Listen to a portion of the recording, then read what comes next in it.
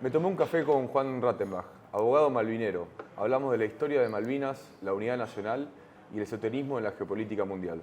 Tómate un café con nosotros.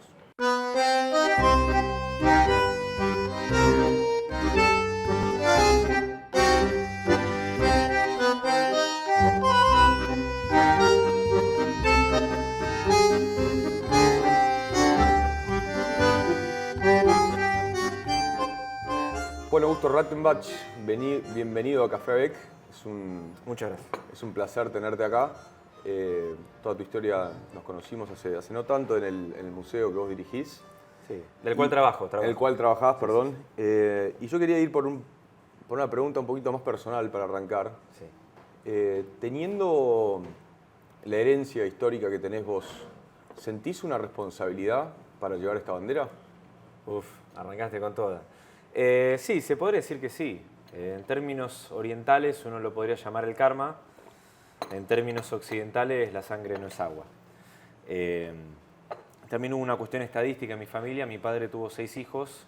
De los 6, los 5 primeros no acusaron recibo de Malvinas. Yo soy el sexto. Y bueno, era una cuestión ya matemática, ¿no? Pero sí, a ver, yo lo que veía de chico era que todos los 2 de abril de repente lo entrevistaban a mi viejo para preguntar sobre el tema del informe Rattenbach, la cuestión de la guerra de Malvinas. Y ya lo que pasaba por ahí en mi infancia, que venían a la casa de mi familia, venían los amigos de mis viejos y me preguntaban si ya había leído el informe. Teniendo yo 8 años, 9 años, lo cual para mí era ridículo. En esa época en la primaria lo mío era anime, ¿no? Y dibujitos japoneses y deporte. Y después cuando tenía 14, 15 años me seguían haciendo la misma pregunta y no, lo mío era el rock, ¿no? Había pasado del anime al rock sin escalas, específicamente el metal, el grunge, rock nacional también. ¿Por qué? Porque de chico sabía que esto iba a pasar. Sabía que iba a pasar. Entonces la propuesta, mi autopropuesta era dilatarlo lo más posible, porque sabía que esto iba a pasar. Sabía que en algún momento el llamado iba a llegar y me iba a dedicar de esto de forma irreversible. Y el llamado, por llamarlo de alguna manera, llegó en febrero del 2012, cuando Cristina en su momento hace una cadena nacional anunciando que va a desclasificar el informe Rattenbach. Mi viejo sintonizaba, esto es un dato, digamos, ¿no? Las cadenas nacionales como si fuera un programa de televisión. Mi viejo no era muy amigo del fútbol y ya de grande la política estaba medio reacio, pero en su última curva miraba Fútbol para Todos y las cadenas nacionales de Cristina, como una forma de cierre, ¿no? Repito, mi viejo no era hincha de ningún equipo y los últimos recuerdos que tengo de él era él mirando Fútbol para Todos, o sea, era una cosa medio anómala, ¿no? Entonces él se enteró en vivo y en directo, no es que lo llamaron por teléfono, se enteró ahí, en casa, y yo cuando escuché eso, que lo escuché de fondo, dije, bueno, ya está, llegó, es ahora. Y después de la desclasificación, una productora del canal Encuentro vino a grabar el documental en casa, además de grabarlo en el Ministerio de Defensa. Y en ese momento mi viejo se empacó, no quiso hablar más nada, estaban todas las luces, como acá, las cámaras, todo, y estaba la productora diciendo, pero nosotros tenemos que grabar el documental, si usted no habla, no hay documental. No quiero hablar más. Entonces, improvisadamente la productora dijo, bueno, vas a tener que hablar vos, y ahí, bueno, todo lo demás es historia, así arranca. Digamos. ¿Y con qué te encontraste vos a qué edad tenías en ese momento? 23, 24 años. 23, 24 años, cuando tenés este llamado de alguna manera tácito en el corazón y en el alma, que ya lo venías trayendo, y cuando abrís el informe, ¿y con qué te encontraste ahí? Me sorprendió, porque lo leí a partir de ese momento, no antes. Pensé que iba a ser más aburrido y más técnico de lo que era. Me pareció muy entretenido, porque yo pensé que era un informe militar, y no, y 3/4 partes es político, de política internacional. Entonces me llamó la atención para bien, y después entendí también lo jugado que era leyéndolo. Primero por la época, porque todavía había dictadura cuando se elaboró, y segundo porque se hablaban de cosas como muy profundas, de política internacional, que es la verdadera política, como diría Perón. Y después, en ese momento, el otro dato de color es que empecé a leer cosas de mi abuelo recién en ese momento. Y él escribió en un libro que se llama Del país y las Fuerzas Armadas, donde él cuenta que él escribió sus memorias pero las dejó en el Archivo General de la Nación, a desclasificarse en el año 2000, ¿no? Los militares de la época de Perón, como mi abuelo, tenían esta obsesión con el año 2000, ¿no? Con el día del lunes podemos decir que no cambió nada y si cambió, cambió para peor, ¿no? Pero bueno, ellos creían que el 2000 iba a ser un, no sé, un gran año, un buen punto de inflexión, bueno. Lo perreguismo puro. Ya, bueno, unidos y dominados nos encontraron dominados, ¿no? Pero bueno. Sí. Y de repente me encuentro con el libro de Robert Potash que él escribió sobre el ejército y la Argentina y me pongo a leer su tomo 3, su introducción, y su introducción dice que él había dejado de escribir y terminó escribiendo el tercer tomo de su obra por pedido de mi abuelo, dice así, el general Rattenbach, sí, bajo condición de que si él escribía el tercer tomo de su obra, él le iba a regalar sus memorias, inéditas. Entonces yo dije, bueno, las tiene Potash. Potash en ese momento, año 2012-2013, tenía ya 90 y pico de años, por suerte estaba vivo, mando un mail a, creo que era de Infobae, que le habían hecho una entrevista, mando un mail, ellos me pasan el mail de Robert Potash, que vive en Estados Unidos, le mando un mail y estaba vivo, me contesta y me dice, che, me viene muy bien que me mandes este mail porque yo tengo las memorias de tu abuelo inéditas, pero ya no son más mías, son del repositorio de la Universidad de Massachusetts. Como muchas cosas de patrimonio histórico de la Argentina, hoy es patrimonio de la Universidad de Estados Unidos, ¿no? Okay. Y él me las mandó por correo y ahí las leí y me di cuenta que, bueno, entendí muchas cosas cuando leí sus memorias, las leí en un día y también entendí cosas de mi personalidad porque, bueno, la sangre no es agua, no las leí, había algo intuitivo, como por ejemplo de que mi abuelo era antirrosista y yo soy profundamente rosista, por eso tengo acá este suéter rojo punzó.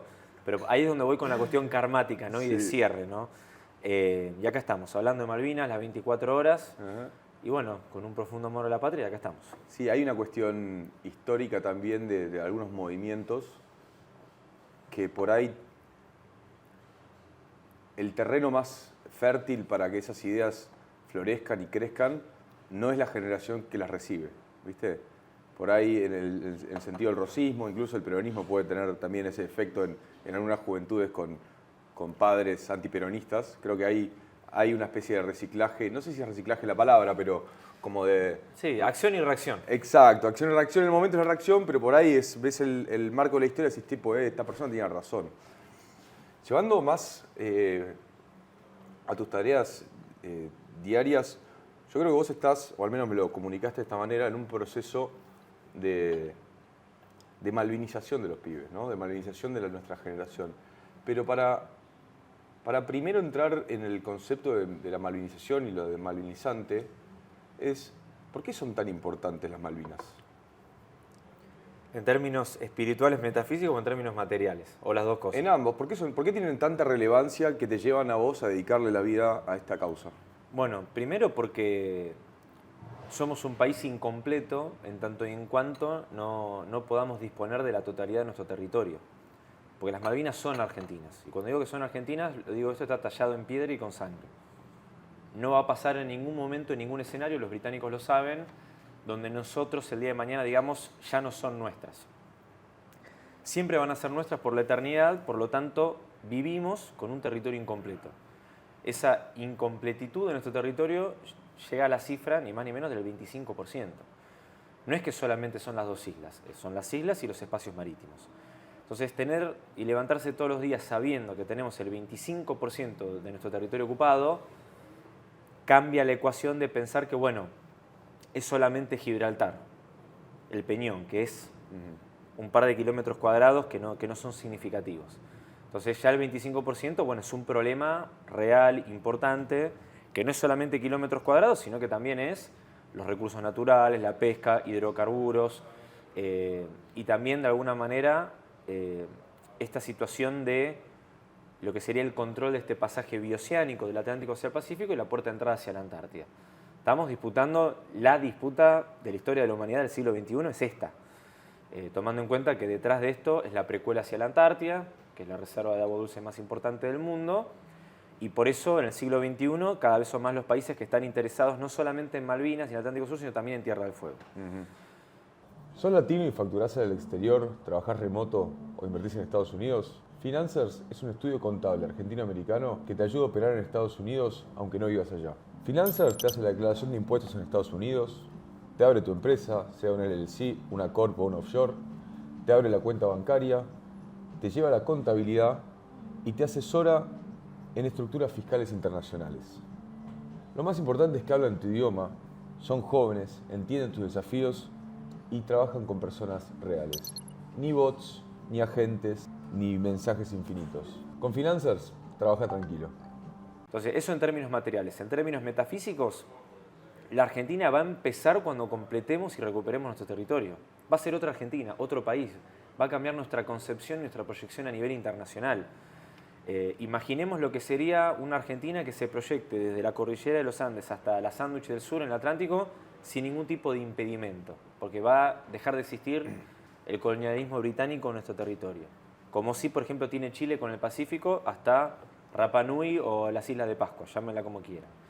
Bueno, ese desplazamiento espacial que tiene Chile en el Pacífico, o mismo Brasil en el Atlántico, o Sudáfrica si se quiere, nosotros no lo tenemos porque en el medio tenemos al Reino Unido de Gran Bretaña. Bueno, imaginemos cómo sería esa Argentina con un desplazamiento sin ningún tipo de obstáculos en el Atlántico Sur. Es otra Argentina. ¿Cómo te la imaginas? Y bueno... O sea, ¿cómo te la imaginas? Vamos a una pregunta anterior. Sí. Nosotros, al menos desde mi perspectiva, siempre el reclamo estuvo, las Malvinas son argentinas, están todos los paredones en la cancha de fútbol, todos los colectivos tienen una... O sea, eso es indiscutible. Pero yo vengo de una casa en donde el tema Malvinas era un tema secundario, tengo la narrativa histórica mainstream de alguna manera, eran todos pibes, era Galtier era un borracho, toda esa historia. Y muchas de las conclusiones que he escuchado y con las que he crecido es perdimos la guerra, perdimos las Malvinas, ¿no? Que de chico a mí me hacía sentido, porque era chico y era la que escuchaba. ¿Cómo se recupera las Malvinas? Con mucha paciencia. Yo creo que el gran talón de Aquiles, lo digo en términos internos, lo digo como argentino, hablando con argentino, no en términos internos, Sí. ¿no? Como si esto fuera, no sé, un scrum de rugby, para hacer una metáfora deportiva, ¿no? O una reunión de entretiempo con el director técnico. De tres cuartos. No, de Wings, gracias, por no decirle que provee, suministra, hidrata a los jugadores, ¿no? Digamos, ¿no? Sí. Pero, a ver, yo creo que tenemos que resolver, de todas las capas de frentes, los frentes son interno, o sea, nacional, el otro frente es continental, el otro frente es internacional. Pero esto es escalonado. Si no resolvemos el frente interno nacional, no estaríamos en condiciones para poder exigir a los países hermanos de la región cerrar filas con este tema. Y si no cerramos filas a nivel regional, no estaríamos tampoco en condiciones para pedirle al continente africano, a los países de Asia, ni hablar Atlántico Norte, Unión Europea, Estados Unidos, Canadá, a que cierren filas con nosotros.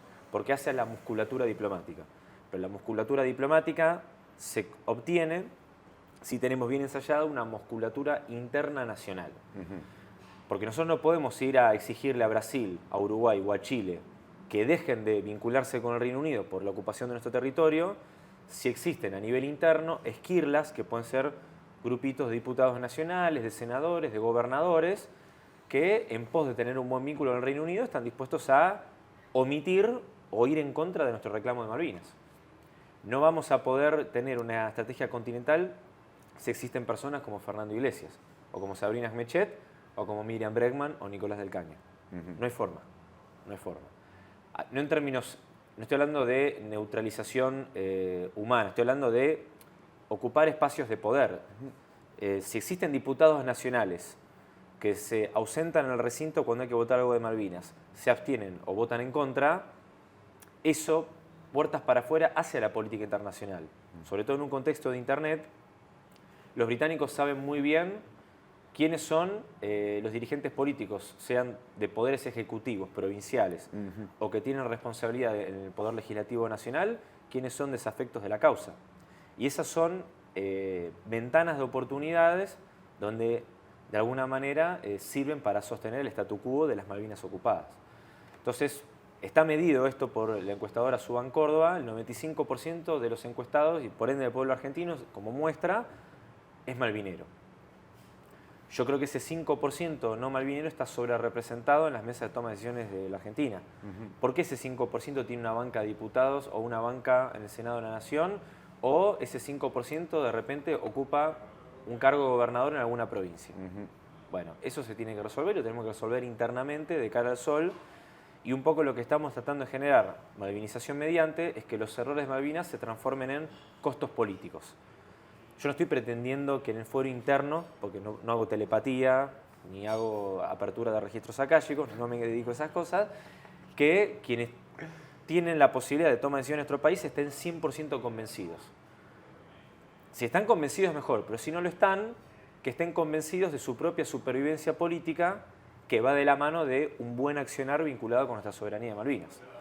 Y que los errores con estos temas se traduzcan en costos negativos políticos, ya sea en elecciones o en la política que dialoga post-elecciones, porque la política se hace todos los días. Sí, aparte de ganar una elección y gobernar son dos trabajos completamente distintos. Exactamente. Y ese cierre de filas a nivel nacional va a escalar naturalmente a nivel continental, porque la discusión también es regional y hay muchos malvineros en el continente. Brasil se está malvinizando a una velocidad bastante interesante, porque Brasil, lo que yo observo, es que sigue aspirando su único objetivo trascendental en la vida. Nuestro objetivo trascendental es recuperar Malvinas. ¿Cuál es el objetivo de Brasil? Tener un asiento permanente en el Consejo de Seguridad de la ONU. Cada uno tiene sus pretensiones particular, ¿no? Claro. Ahora, ellos saben que nos necesitan para poder tener el día de mañana un veto en el Consejo de Seguridad de la ONU. Ese es el objetivo espiritual y trascendental de Brasil, que se complementa con el nuestro. Sí, ¿no? sí. Entonces, Brasil no puede tener la posibilidad de vetar una resolución del Consejo de Seguridad de la ONU como miembro permanente si en su bloque continental tiene una situación tan conflictiva como lo es Malvinas en el Atlántico Sur, con el grado de militarización que hay. Es una falta de respeto para la proyección geopolítica de Brasil a nivel continental y a nivel internacional tener este problema no resuelto. Claro. Por eso Brasil, cuando hablamos de Brasil estamos hablando de la dirigencia política y de Itamaraty. Nobleza obliga principalmente de un Brasil más soberanista que lo encarna Lula más que Bolsonaro. Y eso lo tengo que decir con fundamentos. ¿no? Claro. No porque tenga alguna afinidad política, sino simplemente alrededor de esta causa en particular. Mi afinidad política en Brasil está estrictamente correlacionada en función de mis intereses en el Atlántico Sur. Perfecto. Y bueno, entonces, ahora, no podemos terciarizar el reclamo de soberanía en Brasil o en Bolivia, que tiene una malvinización complementaria a su interés de salir al mar de Bolivia. Sí. ¿no? No hay forma de terciarizar el reclamo. Entonces yo creo que hay mucho trabajo interno por hacer y por eso esta malvinización las 24 horas y en todos los órdenes. A mí se me despierta una pregunta. Vos sos rosista, yo también me considero rosista después de haber leído la historia. El régimen rosista era un régimen que se caracterizaba por tener una toma de decisiones centralizada y única. Bajo esa estructura, un alineamiento de los intereses alrededor de un marco teórico o de principios generales, vamos a poner la manera, es más simple. Sin volver a un Estado autoritario y totalitario, ¿cómo podemos, dentro del juego democrático, establecer esos balances que vos planteás a la hora de que tenga costo político? Porque no se me ocurre una idea tan simple como ¿cómo lo manifestamos a eso? Bueno, yo creo que el régimen rosista hoy lo compararía, de hecho Adolfo Saldías lo menciona en algún momento, hay algo de asiático en el régimen rosista, ¿no? Porque la pregunta ¿es antidemocrático el sistema político de China o de Rusia? Lo tiro como pregunta, ¿no? Sí. Con la ventaja en términos occidentales que tenía Rosas, que era un país en guerra, es decir, desde 1825. Cuando hablo de guerra internacional, Sí. La guerra civil entre unitarios y federales, le estoy bajando el precio. De 1825 hasta 1870, Argentina estuvo en guerras internacionales. Y en el medio de esas confrontaciones internacionales, la guerra civil jugó en esa liga, ¿no? Y los unitarios, nobleza obliga, jugaron siempre para los invasores. Pero como dato objetivo, no con una animadversión, hubo unitarios levemente más patriotas. Chilavert. como Chilavert, que entregó su vida en defensa de la patria. Hubo menos patriotas, pero no tan cipayos como General Paz, que él estaba dispuesto a derrocar a Rosas y a aliarse con Francia y con Gran Bretaña para derrocar a Rosas, pero no estaba de acuerdo con balcanizar el territorio argentino como moneda de cambio para poder derrocar a Rosas, Claro. como sí planteaba Florencio Varela, que era crear la República de la Mesopotamia. Yendo al siglo XXI y a la Argentina, con un barniz mucho más occidentalizado de la batalla de Caseros para acá, yo creo que hay solución adaptada a nuestra idiosincrasia argentina del siglo XXI, con nombre y apellido, ¿no? Tiempo y espacio. Y tiene que ver con este panóptico social, que es un panóptico malvinizante. Muchos me han preguntado, ¿se puede incorporar una figura al derecho penal, por ejemplo, como se hizo en la época de Perón, para penalizar los errores cartográficos que no incluyan a las Islas Malvinas? No sé, en el sector privado o en una asociación civil, o ni hablar en el sector público, quien tiene la mayor responsabilidad. Supongamos un mapa del Servicio Meteorológico Nacional que no tiene las Islas Malvinas. ¿Qué pasó este año? ¿Podemos crear una figura penal, indagar hasta el fondo quiénes fueron los responsables? ¿O un error cartográfico de un CM del Ministerio de Defensa? Y yo creo que esto no se va a resolver con el derecho penal, porque es la realidad argentina que yo veo. Utilicemos las redes sociales, que es suficiente. Y nosotros hemos logrado redes sociales mediante rectificaciones de errores de publicaciones, tanto del sector público como del sector privado.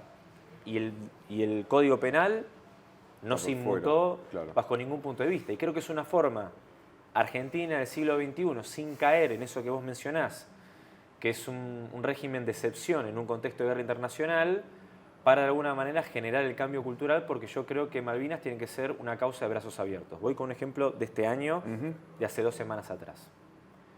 ¿Qué hacemos con los pibes? Y digo pibes porque el rango etario es 18 a 24 años, estudiantes universitarios, quienes se anotan al concurso de la Embajada Británica para prestarse a la propaganda colonial británica, para viajar a Malvinas de la mano de la Embajada, para luego regresar al continente y replicar y reproducir colonialismo en el continente, ¿no? Bueno, de los 10 prefinalistas, uno se dio de baja, de Santiago del Estero, que sacó un comunicado mostrando su arrepentimiento. Él tuvo un escarnio, él y sus otros 9 colegas que se presentaron en el concurso tuvieron un escarnio en redes sociales y en los medios de comunicación, inesperada, y él de repente tomó conciencia de lo que significaba la causa Malvinas y lo que significa y problematizar el colonialismo en nuestro territorio. Después de esa ebullición en redes sociales, sacó un comunicado y se dio formalmente de baja. Desde 2014 que está este concurso de la Embajada Británica para viajar a Malvinas. Es la primera vez que pasa. Ahora, nosotros los malvineros no hicimos de eso, ¿no?, un cadalso medieval, sino que abrazamos a este compatriota santiagueño que se dio de baja y que tomó conciencia, e invitamos a los otros 9 restantes a que también hagan lo mismo, y no tenemos que hacer de Malvinas un mecanismo inquisitorial. Tiene que ser una causa de brazos abiertos, y que todo aquel que se pronuncie por la malvinización o se autoperciba malvinero, ya está. Está dentro de la cosmovisión de Malvinas, porque es una causa del pueblo argentino. Y como tal, nadie puede quedar afuera. Lo que sí, los que son abiertamente anti-Malvinas, como Fernando Iglesias, Sabrina Mechet, Miriam Bregman, Nicolás del Caño, bueno, ahí hay que aplicar otros medios y ser más firmes en cuanto a la discusión en redes sociales. Pero quienes tengan esta ambivalencia por falta de conocimiento, etcétera, etcétera, bueno, bienvenidos a la Malvineta, por llamarlo de alguna manera. Me gustó la Malvineta. ¿Se podría decir que este chico de Santiago del Estero es una de las primeras victorias claras de la malvinización? Exactamente, porque es un juego de suma cero. No hay punto medio acá, con todo lo que eso implica.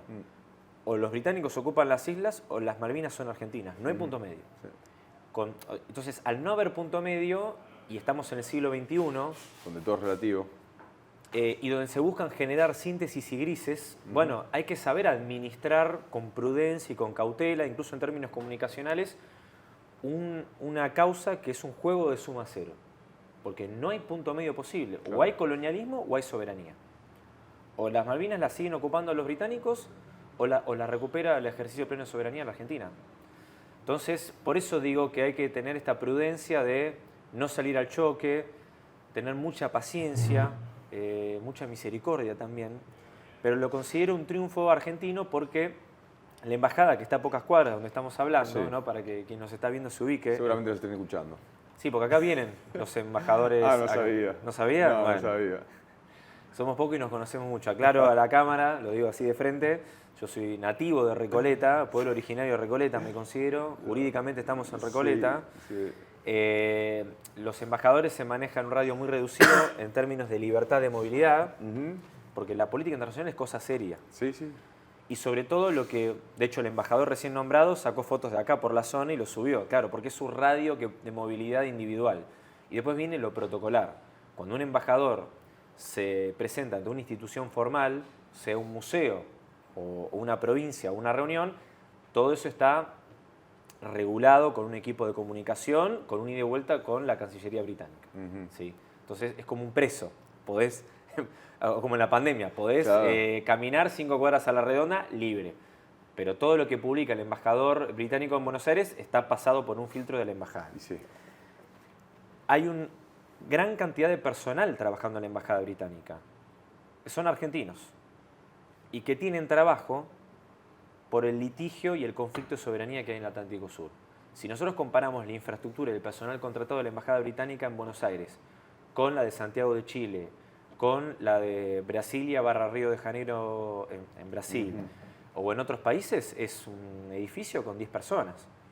Acá hay toda una infraestructura, porque hay todo un dispositivo pagado por el Reino Unido de Gran Bretaña, con la tuya contribuyente inglés, para sostener el colonialismo británico del Atlántico Sur y operando en el continente. Hay argentinos, mejor dicho, hay personas que nacieron en la Argentina, para ser más preciso, que viven y tienen trabajo en la Embajada Británica gracias al colonialismo y a la tensión de soberanía en el Atlántico Sur. Sin ir más lejos, el director de comunicación de la Embajada Británica en Buenos Aires, y que es el que coordina no solo los viajes de este concurso, sino los viajes que paga la Embajada a determinados periodistas o influencers, es argentino. Y lo dejo ahí para no tirar ninguna chicana con ningún club de fútbol, pero fue condecorado por el rey Carlos III en el 2024.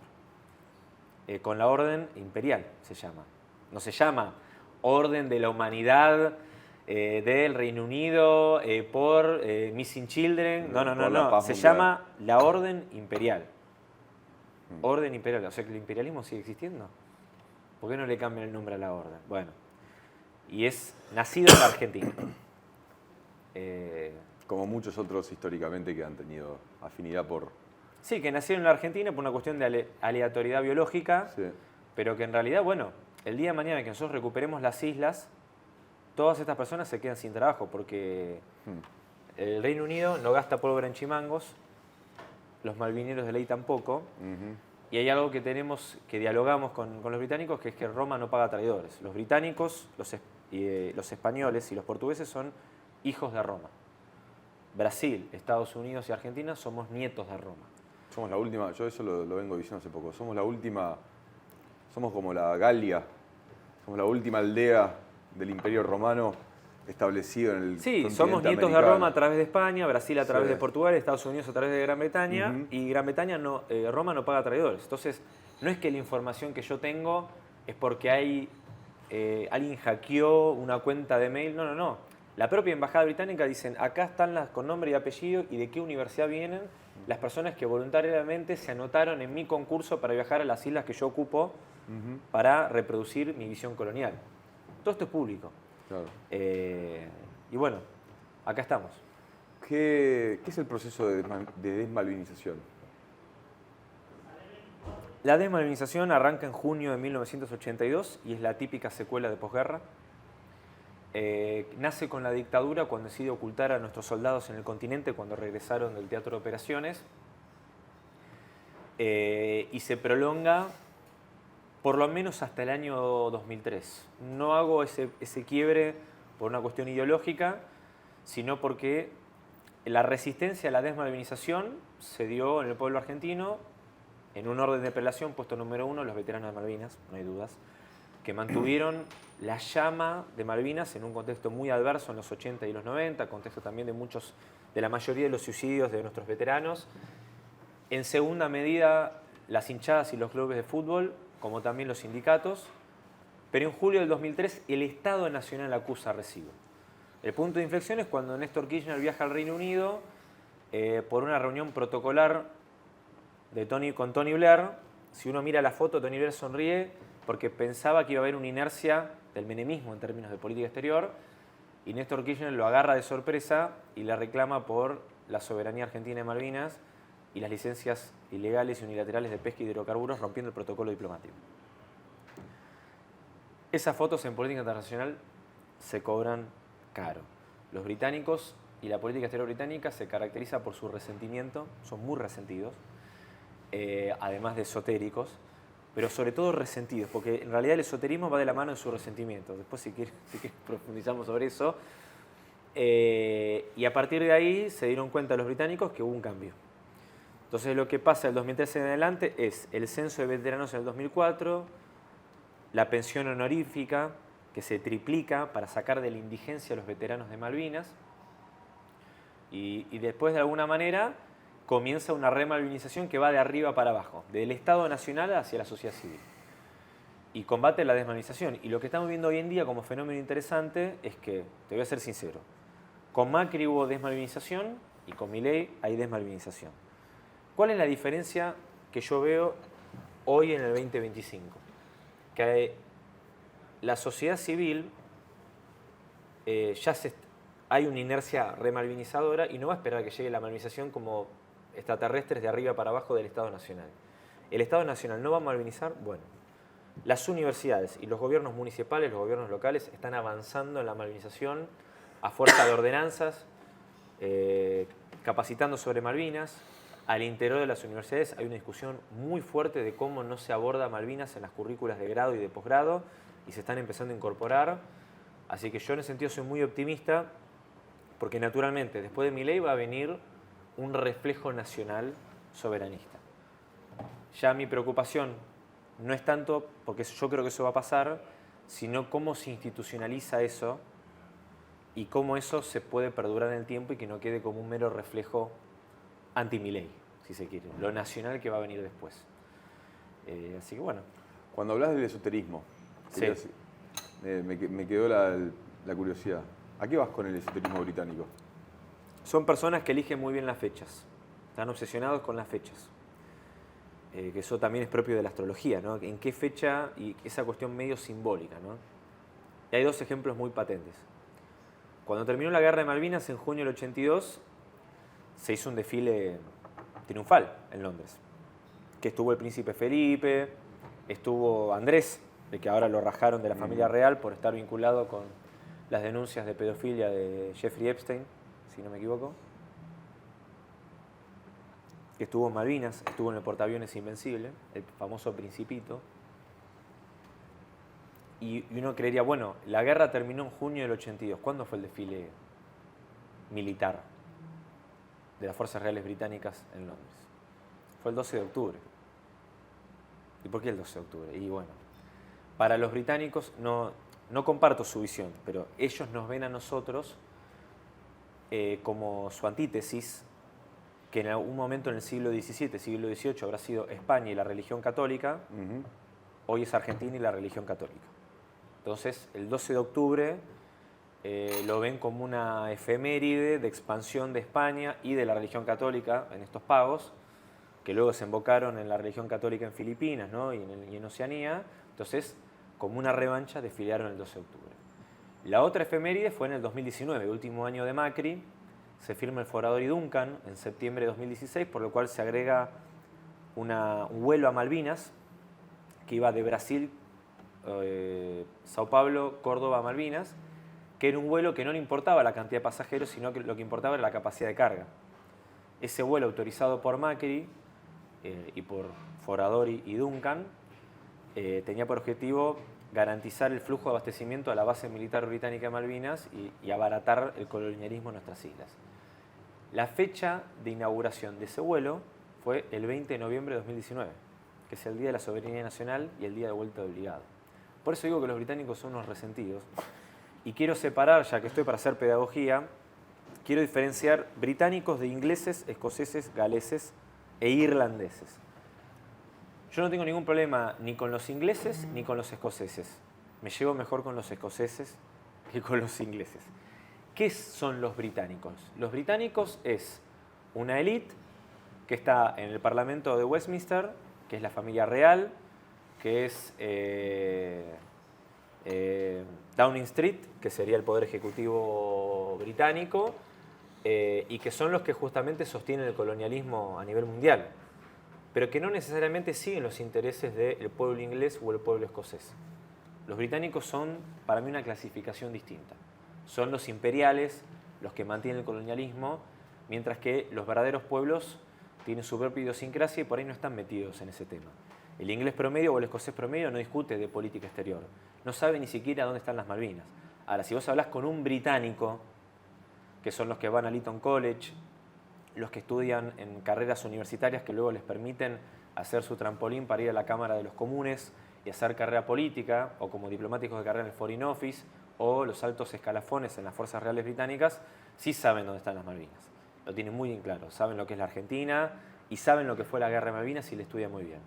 Entonces yo quiero separar eso. No tengo ningún problema ni con Oasis, ni con los hermanos Gallagher, que aparte son hijos de irlandeses.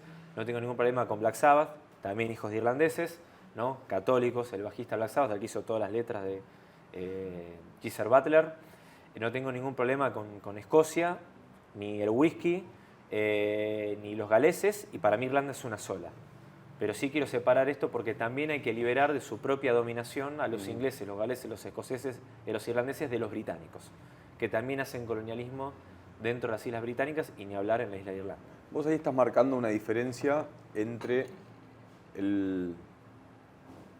la oligarquía. La oligarquía o el liderazgo, ¿no? El liderazgo imperial con el pueblo y esa disonancia que hay, o al menos esa distancia en la cosmovisión tanto de su propia tierra y de su propio país, como de su identidad. Dentro del esoterismo argentino y de la historia argentina, hay un detalle particular que me comentaste el otro día, que hace hincapié justamente en esta distancia que hay entre el gobierno o los gobernantes argentinos y el pueblo. Sí, no, acá sí nos ponemos ya esotéricos mirando la cámara. Porque, bueno, a ver, hay todo un debate astrológico respecto de cuál sería la carta natal argentina. El consenso y la unanimidad es el 9 de julio de 1816, no el 25 de mayo de 1810.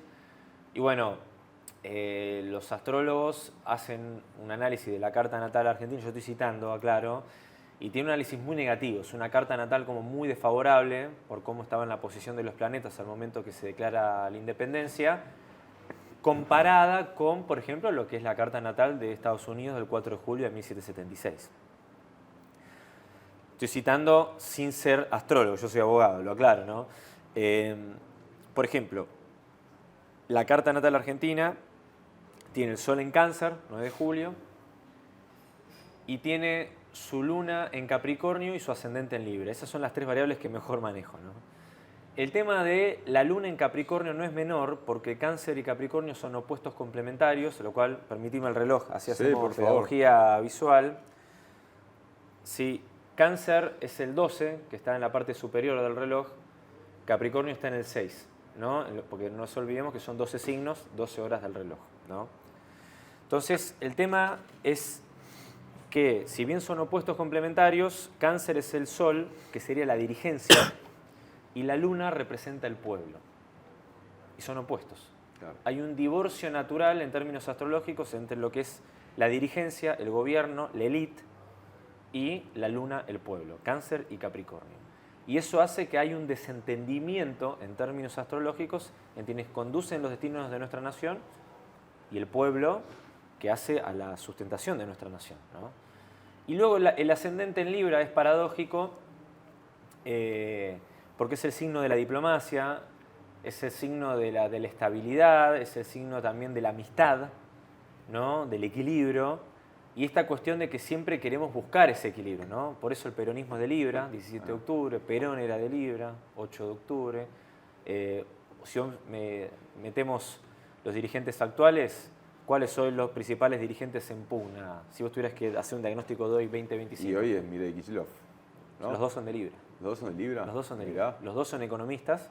Y te sumo ahí a Guillermo Moreno, ¿no? Como un satélite Ok. que anda haciendo ruido, que es economista y de Libra también. O sea, estamos en manos de economistas cuando hemos estado Economistas de Libra, las de dos Libra, cosas. Y que hemos estado en manos históricamente de abogados. Exactamente. O sea, le erramos a la carrera nosotros. Claro, después también tenés una beta canceriana muy importante, Ujú. en Julio Roca, en Mitre, en Irigoyen, en el presidente de los 90, ¿no? Hay una beta ahí canceriana que anda dando vueltas, pero bueno. Y según los que analizan la carta natal argentina, cuando ven la parte de Neptuno, que sería la cuestión de la Armada y la cuestión naval, Sí. lo ven de forma desfavorable, lo cual habla también, no estoy diciendo una correlación, estamos acá haciendo un juego, ¿no? Sí. De análisis de variables, de cómo de alguna manera es una deuda pendiente la Argentina del mar, y Claro. la Armada Argentina, pero siempre, Siempre. desde 1810. Brown hizo lo que pudo con lo que tenía. Claro. Pero también la guerra del Brasil tiene el desenlace que tiene, que es una de las primeras balcanizaciones de nuestro país, que es Uruguay como un país independiente, porque si bien a nivel terrestre nos fue muy bien, el granito es la batalla de Ituzaingó, a nivel armada, a nivel naval, bueno, y la guerra de Malvinas fue una guerra naval. ¿Podríamos de alguna manera modificar esa fecha cuando reconquistemos Malvinas y refundar la patria con una fecha astrológicamente alineada? O cambiar la fecha para ver si eso nos da un viento a favor y agarrar fechas complementarias, ¿no? Tendríamos que analizarlo. No soy astrólogo, habría que haber así como de alguna manera, a ver, todo esto suena muy delirante, pero después cuando jugamos el Mundial, Estamos todos. yo estaba vivo. Sí. Yo viví el Mundial de 2022, diciembre de 2022. La cantidad de cábalas. No. Y había una organización de brujas que hincharon por la selección argentina e hicieron lo que tenían que hacer en términos de medios. Porque ¿ustedes se creen que solamente el Mundial lo jugaron los 12 patriotas que pusieron el cuero en el campo de juego? A ver, nosotros podemos racionalizar y decir, no, el Mundial lo jugó los 12 jugadores y Scaloni como director técnico y los suplentes, ¿no? Podemos decir que solamente el Mundial lo jugaron 16 individuos, 17 individuos entre titulares, suplentes y el director técnico. O nosotros también jugamos el Mundial. Nosotros también jugamos el Mundial. El pueblo argentino modificó su vida cotidiana creyendo que si hacía determinadas acciones le iba a ver bien a la selección y si evitaba hacer ciertas acciones y no las hacía, le podía perjudicar el desempeño de la selección. Todos somos racionales hasta que jugamos el Mundial de Fútbol. Y puedo dar fe, porque lo vi en redes sociales, que las brujas estaban organizadas, haciendo medios y acciones para tirar buenos augurios para la selección argentina y para de alguna manera obstaculizar el buen desempeño espiritual de la selección de Francia. Eso pasó. Entonces digo, dejemos de hacernos los kantianos capricornianos y empecemos a dialogar sin caer en las supersticiones, ¿no? y en la locura, empezar a dialogar con las cuestiones metafísicas, porque si esto lo aplicamos en la selección como un hito trascendental, bueno, ¿qué otras cuestiones son trascendentales de nuestra vida?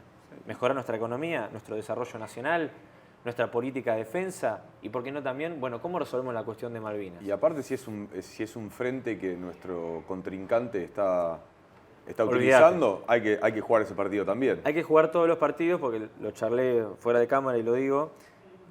Tenemos el territorio ocupado.